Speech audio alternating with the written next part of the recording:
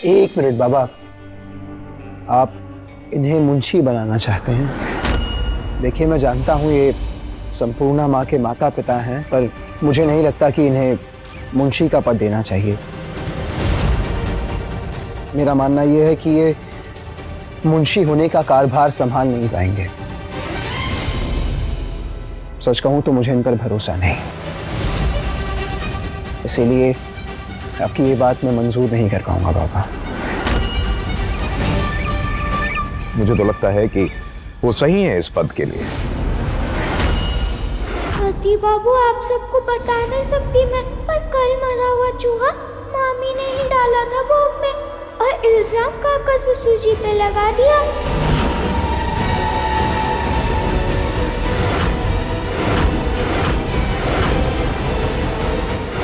इनका घर में रहना ठीक नहीं होगा। बाबा मैं पति बाबू, मामा मामी का गांव जाना ही सही होगा।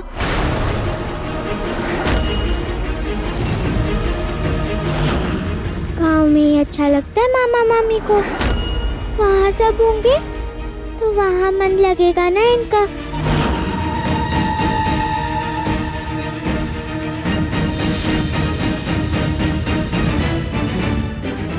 रोंदिता, तुम्हारे मुंह से ये बात आना थोड़ा संदेहास्पद लग रहा है मुझे। ये तो तुम्हारे ही मामा मामी हैं, तुम इन्हें भेजना क्यों चाहती हो? ऐसी बात थोड़ी ना है पति बाबू। तो क्या बात है बोंदिता, बताओ बताओ बोंदिता, कुछ है जो तुम मुझसे छिपा रही हो? ऐसी कोई बात जो मुझे जाननी जरूरी हो बोंदिता? बोलो बहू। बोंदिता बताओ, तुम अपने मामा मामी को यहाँ से जाने के लिए क्यों कह रही हो? क्या तू ये चाहती है कि जिंदगी भर नजरें झुका के सबके सामने जिए संपूर्णा दीदी? मैं नहीं बताऊंगी किसी को भी, क्योंकि आप बहुत प्यार करते हैं अपनी माँ से। बताओ बोंदिता, मैं तुमसे पूछ रहा हूँ। बोंदिता, मैं गुस्सा नहीं हो रहा हूँ, पर मैं जानना चाहता हूँ तुम अपने मामा मामी को यहाँ से जाने के लिए क्यों कह रही हो?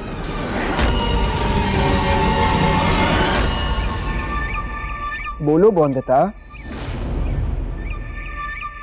अब वो सुमति पिशी तीर्थ पे गई है ना, तो वो गांव लौटेगी, फिर खाली घर देखेगी, परेशान हो जाएगी, इसीलिए ना बोंदिता?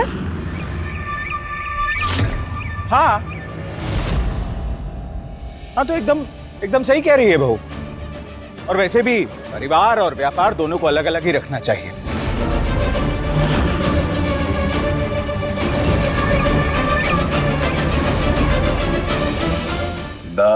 संपूर्णा के बाबा पढ़े लिखे हैं, वो शिक्षित हैं, अंकों और बही खातों का हिसाब बड़े अच्छे तरह से जानते हैं। मतलब मुझे नहीं लगता है कि इनसे अच्छा उस पद को संभालने वाला कोई और होगा। बाबा, मैं मानता हूँ कि ये शिक्षित होंगे, इनके अंकों का जोड़ घटाना अच्छा होगा, लेकिन बाबा, एक मुंशी का काम जिम्मेदारी वाला होता है, भरोसे वाला होता है, और वो मुझे इन पर रत्ती भर नहीं है, क्योंकि इन्होंने बोंदिता को हीरा मंडी जैसी जगह भिजवा दिया था। अनिरुद्ध, हमारे पिछले मुंशी जी बरसों से हमारे साथ काम कर रहे थे, भरोसा था हम सबको उनके ऊपर, पर अंत में क्या हुआ? धोखा ही दिया ना उन्होंने। काका, आप ही बताइए ना बाबा को, क्या सही है क्या गलत?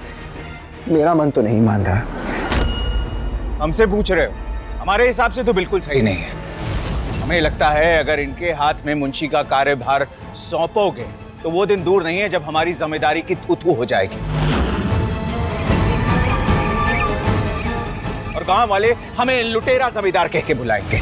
वही तो मैं भी कह रहा हूँ बाबा, मुंशी का काम होता है गांव की पूरी जमीन संभालना।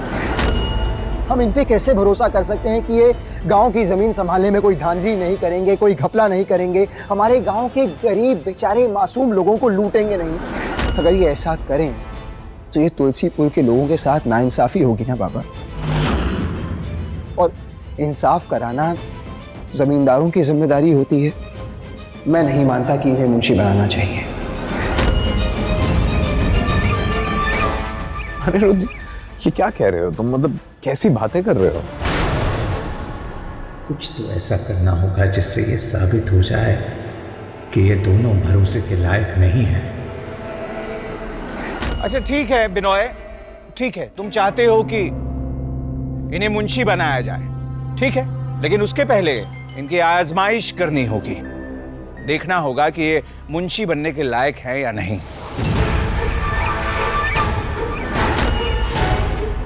ठीक है, आप आजमाइश कीजिए, पर मेरा मानना है कि निष्पक्ष होना चाहिए जो भी हो, है कि नहीं? है कोई ऐसा यहां पर जो आपकी नजर में हो? हाँ हाँ, अरे है ना, ये हमारी बहू।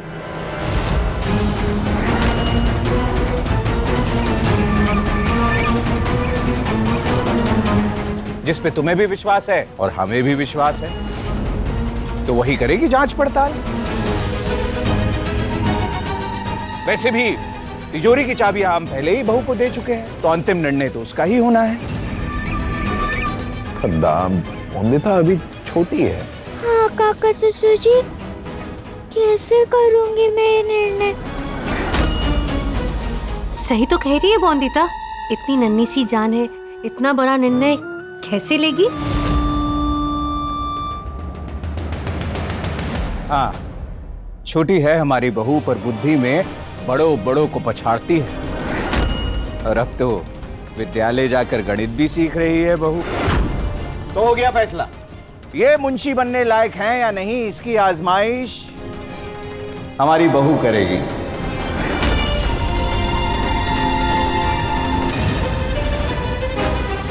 मंजूर बिनोय? ठीक है था। हाँ काका, ये फैसला बिल्कुल सही है और मुझे लगता है सभी को मंजूर होना चाहिए इससे। मुझे भरोसा है बोंदिता पर। बोंदिता निष्पक्षता से निर्णय लेगी, है ना बोंदिता? जी पति बाबू।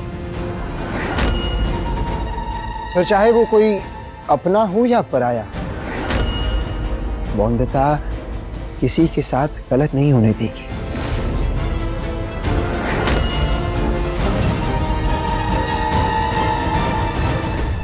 संभाल लीजिए मुंशी का पद, लेकिन याद रहे, अगर बोंदिता ने कोई भी धांधली या घपला देखा तो मुझसे बुरा कोई नहीं होगा।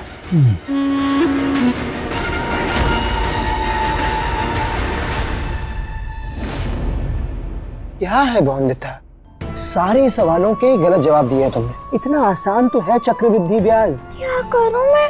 ये चक्रवृद्धि ब्याज बिल्कुल समझ नहीं आता मुझे पति बाबू। क्यों समझ नहीं आता बोंदिता इतना? चलो फिर से समझाता हूँ। एक होती है मूल रकम, एक होता है ब्याज दर, और एक चीज होती है कितने समय के लिए वो ब्याज दिया। ये तीन चीजें तो समझी। तो अब हमें करना क्या है, हमें मूल रकम को ब्याज दर के साथ गुणा करना है और उसे 100 से भाग करना है। इससे हमें रकम मिल जाएगी ब्याज की। अब इस ब्याज की रकम को और मूल रकम को जोड़ना है और जितने वर्ष तक है उतनी बार जोड़ना है। इसे कहते हैं चक्रवृद्धि। सुनकर ही चक्कर आ जाता है पति बाबू, इसीलिए इसका नाम भी रखा है मैंने, चक्रवृद्धि ब्याज। चक्रवृद्धि नहीं बोंदिता, चक्रवृद्धि। जो भी हो, पर ये बात समझ नहीं आता मुझे। चक्कर आते मुझे पति बाबू, मुझे कभी नहीं समझ आएगा ये। बोंदिता ये जो नाटक,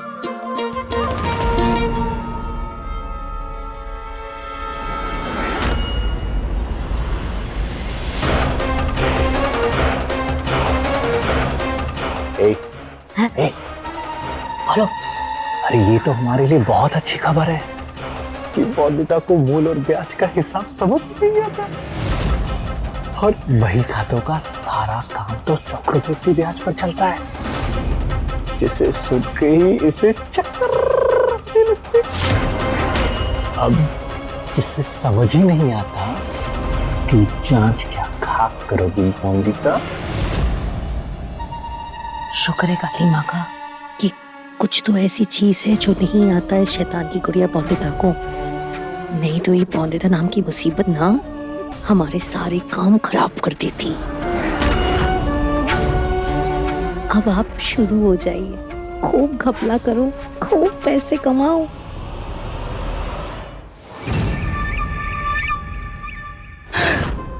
बेटी।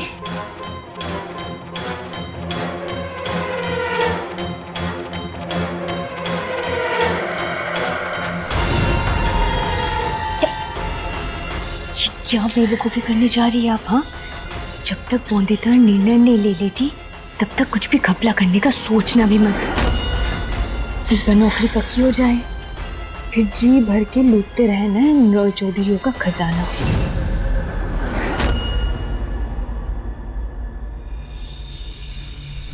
वो कहते हैं ना, शैतान हमेशा काम करने दबे पांव आता है। तो आप भी सब्र और धीरज रखेंगे?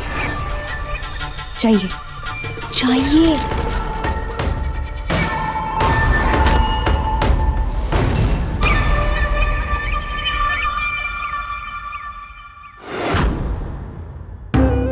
कभी कभी जिम्मेदारी कंधों के बोझ उठाने की क्षमता से ज्यादा बढ़ जाती है और फिर क्या होता है, फिर हम उन जिम्मेदारियों को पूरा नहीं कर पाते।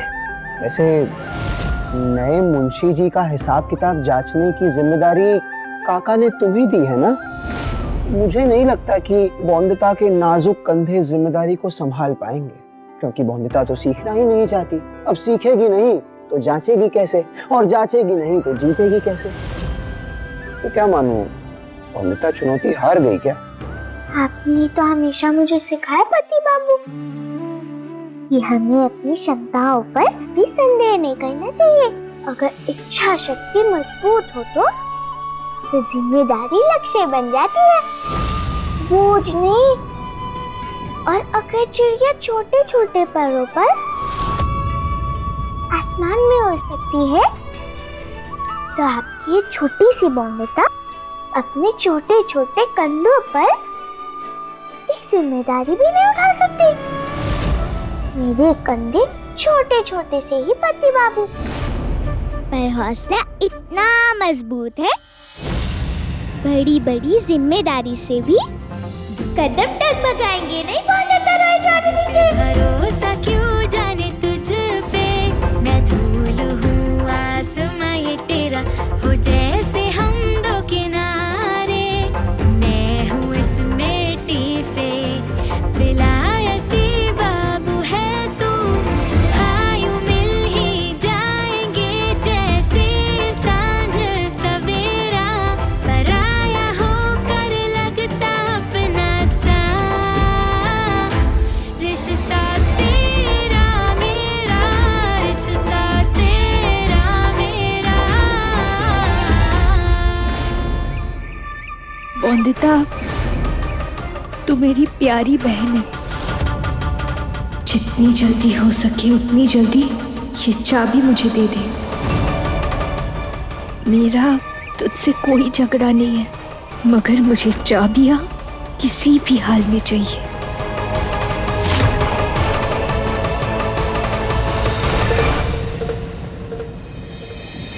আমারও পরানো যাহা চা তুমি তাই গো, আমারও পরানো যাহা চা। जो जो कहा है तुमने करने के लिए वो सब कुछ कर दिया मैंने तुम्हारे लिए। अब नववधु के कमरे में जब पति आए तो नौकरों को निकल जाना चाहिए, समझ रही है तुझे कोयली? जा, सारे नौकरों को बिगाड़ के रखा है हवेली में। जा।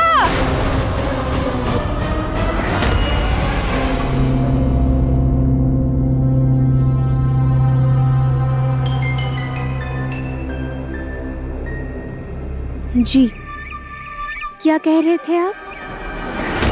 यही कि मेरे दांत पर भोग में मरा हुआ चूहा डालने का आरोप, और वो तुम्हारे बाबा जिसकी हैसियत नहीं है मेरे साथ खड़े होने की, फिर भी उसे मुंशी बनाने को कहा मैंने। मेरी बात कान खोलकर सुन लो, अब इसके बाद मैं कोई भी बात नहीं मानने वाला हूँ तुम्हारी, समझ गए? समझ गए। और आप भी समझ लीजिए, आपके खिलाफ जो सबूत है मेरे पास, अब वो दुर्घटना वाली बात याद है ना आपको?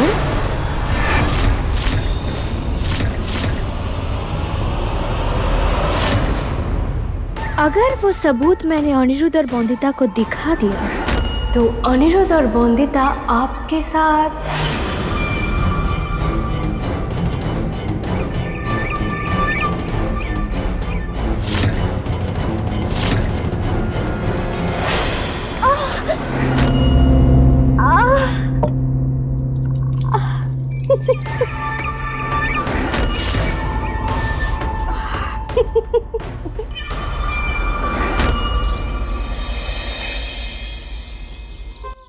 बेटा ये आज का पूरा हिसाब है, सही से देख ले। हाँ देख ले।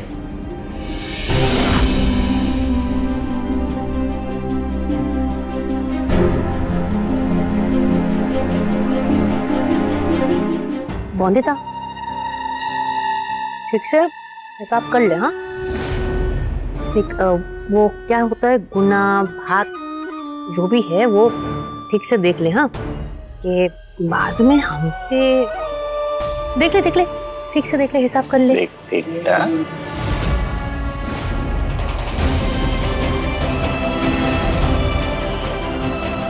कैसे चाचू, मुझे तो चक्रवृद्धि ब्याज आता नहीं, पर मामा को तो अच्छे से आता है ना चक्रवृद्धि ब्याज से हिसाब किताब बिठाना। तो जो भी हिसाब किया होगा सही ही किया होगा मामा ने।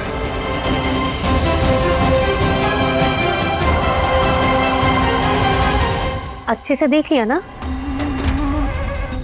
हिसाब ठीक है ना? बादाम खाएगी? सही कहते हैं पति बाबू, जब तक चक्रवृद्धि ब्याज समझ नहीं आएगा बही खातों का हिसाब की जांच नहीं कर सकती मैं ठीक से।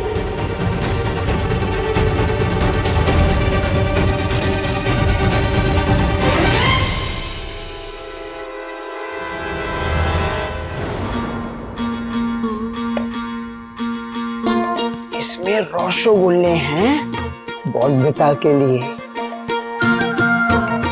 रस भरे कलकत्ता के एक बादाम वाले रसगुल्ले हैं बॉन्दिता। खाना चाहोगी? मुंह से पानी आ रहा है, लो।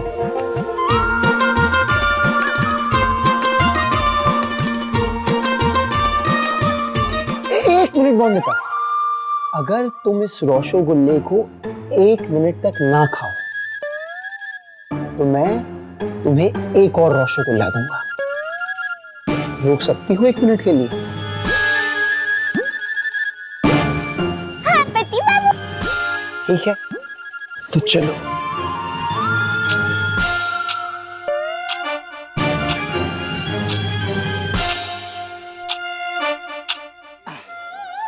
एक मिनट हुआ पूरा और बॉन्दिता के लिए एक और रसगुल्ला।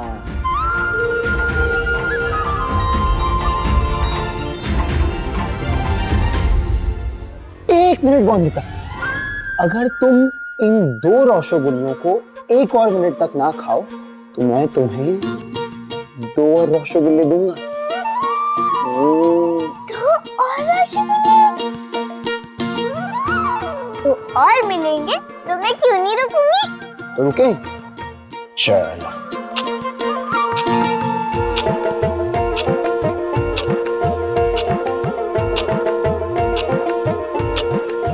समय हुआ 2 1 और ये रहे 2 और रसगुल्ले बॉन्दिता के नाम।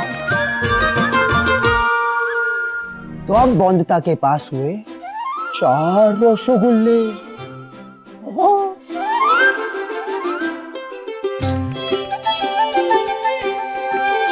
एक मिनट बॉन्दिता, 1 मिनट। अगर तुम इन 4 रसगुल्लों को 1 मिनट तक ना खाओ तो मैं तुम्हें 3 रसगुल्ले दूंगा।